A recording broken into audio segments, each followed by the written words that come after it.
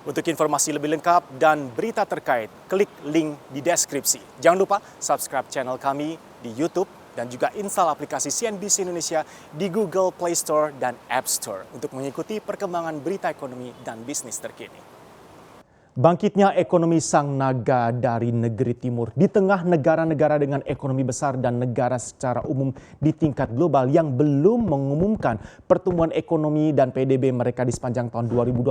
China melalui lembaga Biro Statistik Nasionalnya sudah merilis pertumbuhan ekonomi mereka di sepanjang 2020. Seperti apa hasilnya dan dari mana kita bisa menyimpulkan bahwa sang naga dari negeri timur ini akan segera bangkit kembali, seberapa pesat, seberapa cepat juga kebangkitan dari sang naga. Mari kita tengok bersama. Ini adalah gambaran pertumbuhan PDB China 2016 hingga 2020. Sebelum bahas lebih detail dan kita breakdown data-data ekonomi China yang terakhir di full year 2020. Dari sini terlihat polanya significant drop atau penurunan yang sangat luar biasa dari pertumbuhan PDB China kalau kita runut 2016 sampai ke 2020.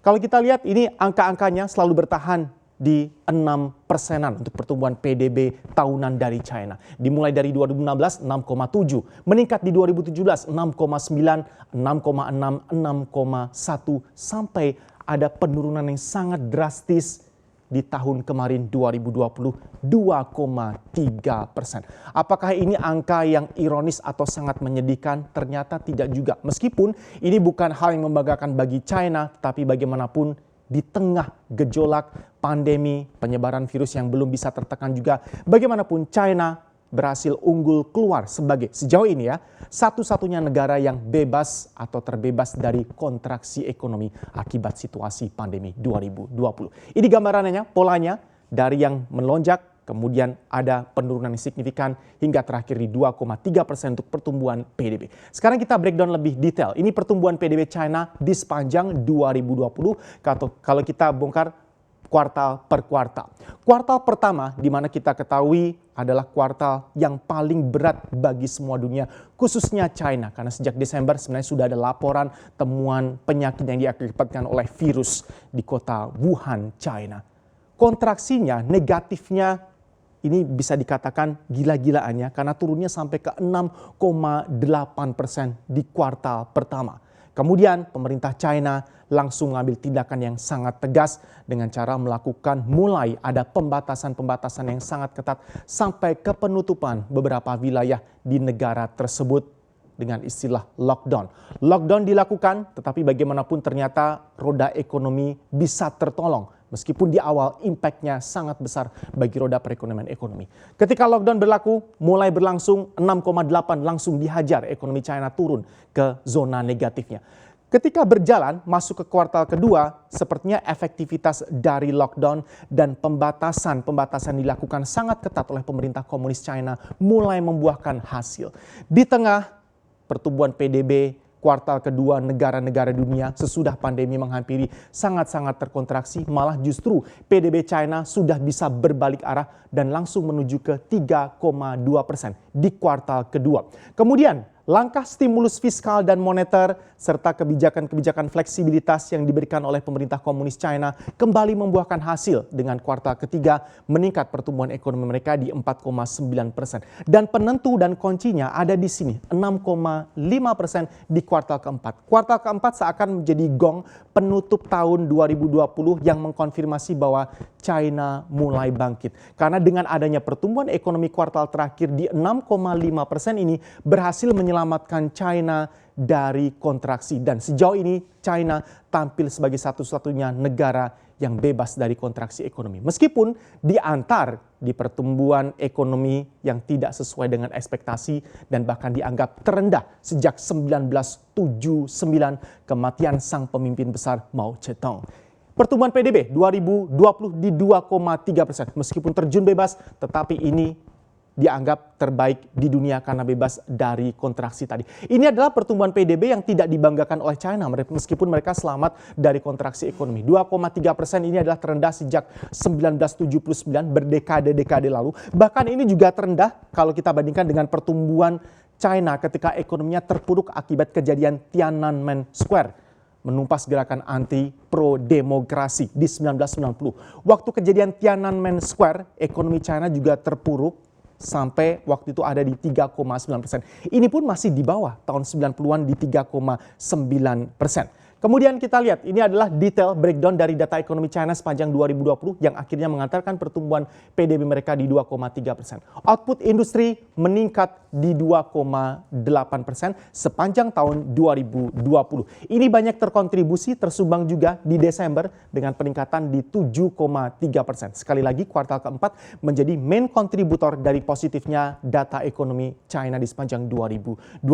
Kemudian investasi aset tetap juga mengalami kenaikan sepanjang tahun secara year on year di 2,9%. Angkanya memang tidak sedrastis atau sekencang sebelumnya, tetapi ini tetap menorehkan data ekonomi yang positif bagi China.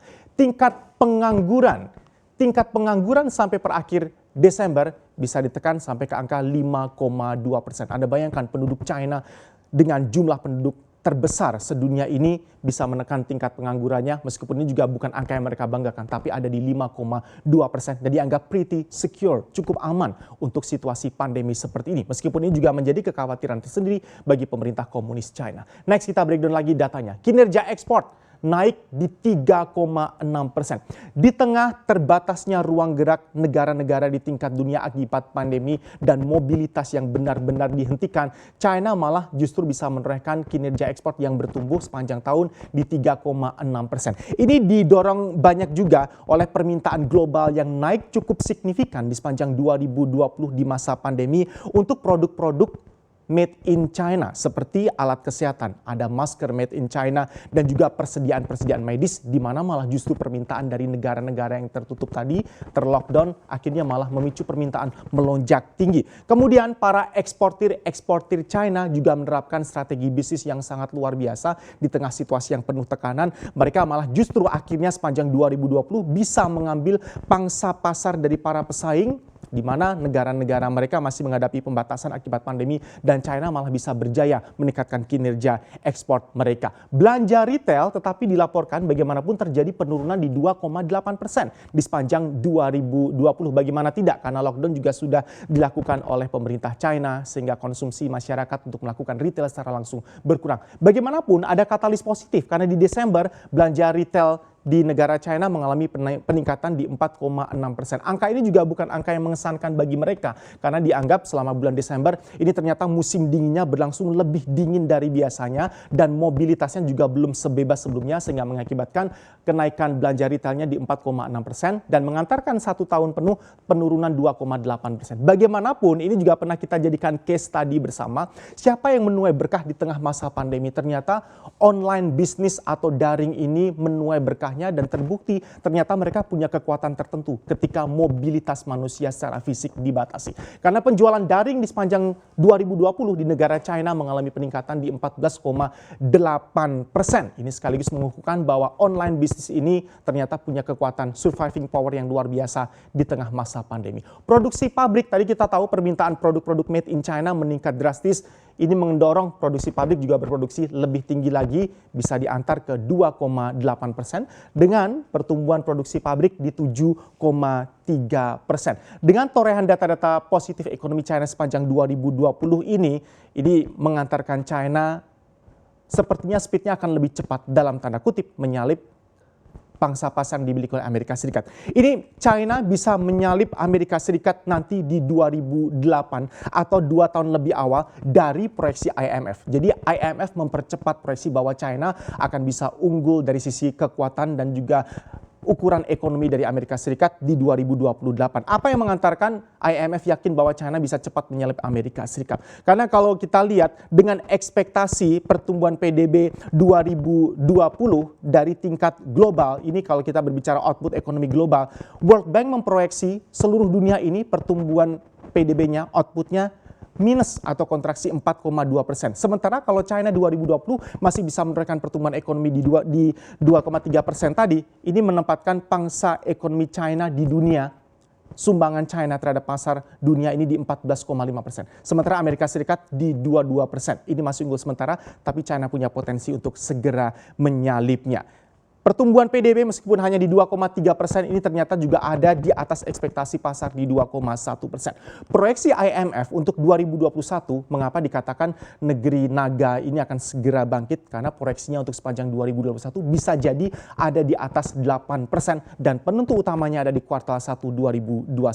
Para analis dan pelaku pasar memproyeksikan bahkan ada di rentang 8,2 hingga 8,4% untuk pertumbuhan PDB China di sepanjang 2021 ini. Kunci penentunya ada di kuartal 1. Apa saja kunci penentunya? Bagaimana pemerintah bisa menekan penyebaran kasus COVID-19 dan temuan-temuan kasus baru serta varian virus baru yang menyebar di tingkat dunia saat ini. Kemudian juga bagaimanakah pemerintah bisa mengalihkan belanja yang selama ini dikeluarkan oleh pemerintah-pemerintah lokal dan perusahaan-perusahaan BUMN milik China dialihkan ke pengeluaran investasi dari sektor manufaktur swasta dan juga belanja rumah tangga. Rupanya sama seperti Indonesia. Ini belanja rumah tangga juga bisa menjadi penentu dari keberhasilan pertumbuhan PDB ekonomi di China. Next, ini adalah kita coba relatekan Indonesia relevansinya apa dan apa pentingnya kita tahu bahwa pertumbuhan China bagus juga buat Indonesia. Karena kita tahu ini dari sisi indeks PMI manufaktur China ketika sektor manufaktur aktivitasnya mulai bergeliat, permintaan mereka akan komoditas-komoditas unggulan dari Indonesia yang dipasok ke China untuk keperluan manufaktur mereka bisa berjalan juga tentu saja akan terpengaruh. Kita tahu China banyak sekali akhir-akhir ini membeli minyak mentah, kemudian tembaga, biji besi, batu bara dalam volume yang memecahkan rekor besar di sepanjang tahun 2020. Sehingga kita harapkan komoditi boom yang pernah menghampiri Indonesia juga bisa terulang kembali ketika kebutuhan akan komoditas-komoditas unggulan dibutuhkan China. Dan ini tercermin dari gerak PMI manufaktur mereka. Ini adalah gambaran aktivitas manufaktur China dari 50 sempat drop langsung ke 35,7 dan ini terburuk sejak krisis keuangan 2008. Kemudian langsung naik tinggi sekali dengan keberhasilan kebijakan pemerintah komunis China yang sudah diterapkan. Akhirnya melandai, tetapi meskipun melandai ini masih terus berada di atas level 50 yang berarti ekspansi. Ini gambaran untuk semester 1 2020. Yang berikutnya ini semester 2 2020, Juli, Agustus, September, Oktober, November hingga Desember. Angkanya juga meskipun melandai akhirnya menuju ke atas 50. Sangat ekspansif, 51,1, 51, 51,5, 51,4, 52,1 dan turun sedikit di bulan Desember di 51,9. Ini gambaran betapa ketika ekonomi sang naga ini bangkit ternyata juga ada imbas positifnya bagi Indonesia. Sekarang pertanyaannya adalah ketika kita berharap berulangnya kembali komoditi boom ke Indonesia, kita banyak belajar bahwa jangan sampai kita hanya mengekspor komoditas-komoditas dalam bentuk 100% mentah karena sekarang sudah ada kebijakan-kebijakan bahwa harus ada plus value atau nilai tambah dari komoditas yang kita ekspor ketika sang naga ini kembali bangkit.